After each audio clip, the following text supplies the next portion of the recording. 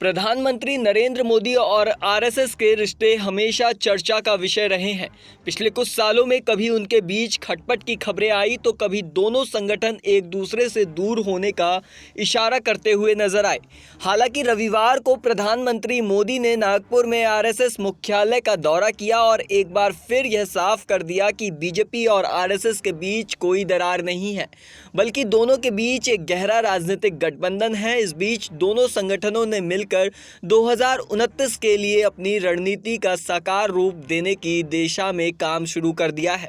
प्रधानमंत्री नरेंद्र मोदी ने अपने संबोधन में आरएसएस की भूमिका को स्पष्ट किया और कहा कि संगठन सिर्फ एक राजनीतिक इकाई नहीं बल्कि भारतीय राजनीति की आत्मा है। उनका यह बयान यह दर्शाता है कि आरएसएस का प्रभाव अब बीजेपी से कहीं ज़्यादा गहरा और व्यापक हो चुका है।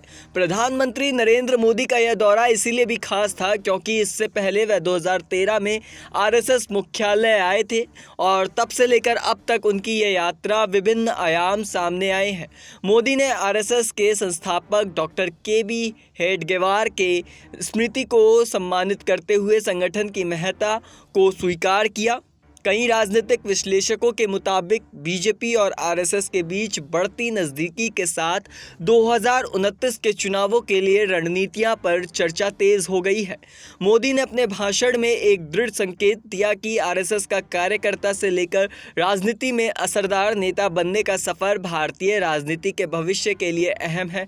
उनकी यह बातें 2029 के चुनावों को लेकर दोनों संगठनों के साझा लक्ष्य की ओर इशारा करती है। बीजेपी की तरफ से यह संकेत दिए गए कि पार्टी अब अपने भविष्य की योजना में आरएसएस के विचारों और निर्देशों को पालन करेगी। इन दोनों संगठनों के बीच का गठबंधन आने वाले चुनाव में उनके लिए एक मजबूत आधार साबित हो सकता है, खासकर जब बात राज्यों की विधानसभा चुनाव की हो। तब आने वाले दिनों में बीजेपी की कार्यकारिणी बैठक और आरएसएस का शताब्दी वर्ष समारोह भी महत्वपूर्ण माने जा रहे हैं। इन दोनों आयोजनों में इस बात की उम्मीद जताई जा रही है कि बीजेपी और आरएसएस अपने संबंधों को नई ऊंचाई पर ले जाने के लिए साझा योजनाओं पर काम करेंगे। बेंगलुरु में होने वाली कार्यकारिणी बैठक में नए राष्ट्रीय अध्यक्ष का ऐलान भी इस रणनीतिक कदम का हिस्सा हो सकता है, जो 2029 को चुनावों में पार्टी की मजबूत स्थिति को सुनिश्चित करेगा।